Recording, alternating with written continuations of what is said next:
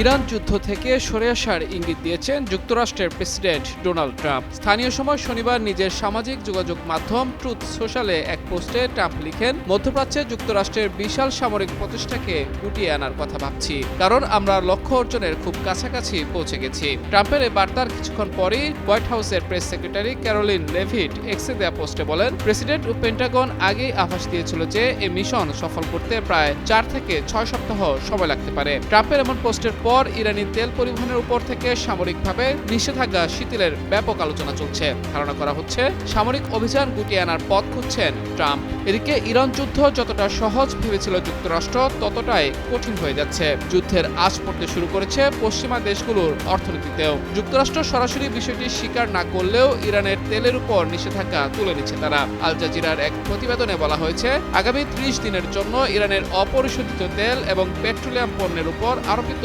নিষেধাজ্ঞা তুলে নেওয়ার কথা জানিয়েছে মার্কিন ট্রেজারি বিভাগ। বিশ্বজুড়ে তেলের সংকট কাটাতে যুক্তরাষ্ট্রকে এক প্রকার বাধ্য হয়ে এমন সিদ্ধান্ত নিতে হচ্ছে।